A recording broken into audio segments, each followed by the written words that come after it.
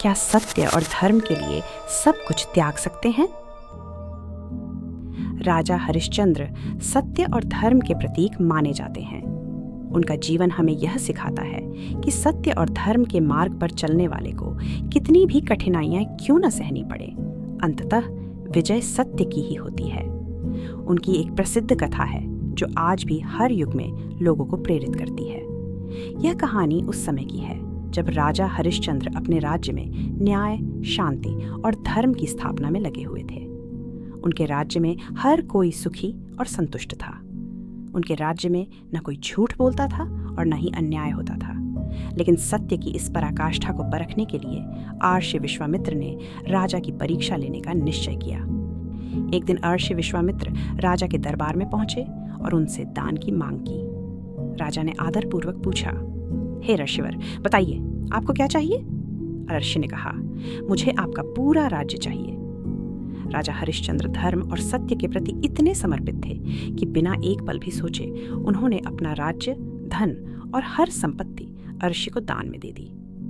अब राजा हरिश्चंद्र, उनकी पत्नी तारामती और पुत्र रोहिताश्व बिना किसी धन या आश्रय के राज्य से बाहर चले गए। उन्होंने वन में रहने का निर्णय किया, जहां वे कठिनाइयों का सामना करने लगे। समय बीतता गया, जंगल में जीवन कठिन से कठिनतर होता गया। पेट भरने के लिए राजा ने काशी जाने का निश्चय किया। काशी पहुंचने पर उन्हें श्मशान घाट का चौकीदार बनने का काम मिला।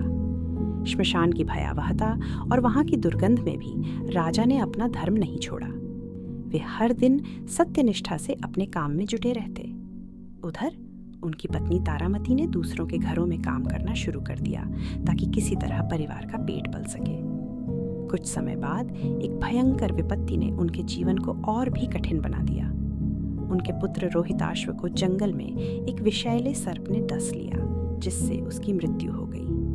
तारामती अपने पुत्र के शव को लेकर श्मशान पहुंची, जहां राजा हरिश्चंद्र चौकीदारी कर रहे थे।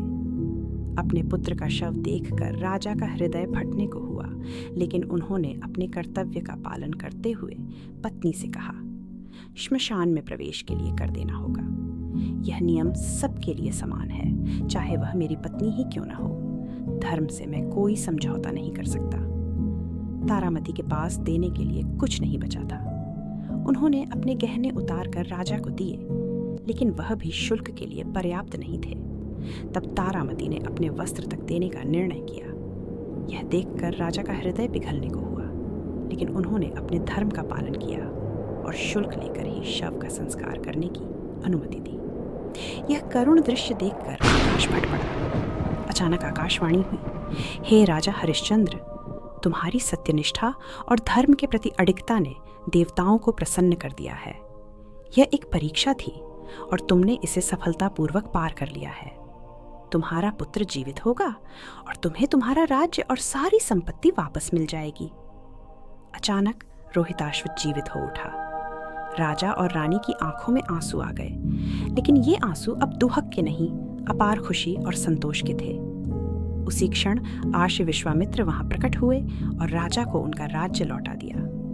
राजा ने राज्य लौटने के बाद भी सत्य और धर्म का मार्ग कभी नहीं छोड़ा।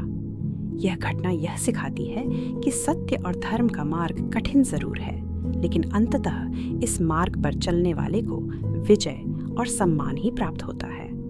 राजा हरिश्चंद्र का जीवन आज भी हमें सिखाता है कि सत्य की शक्ति अडिग और अजेय है।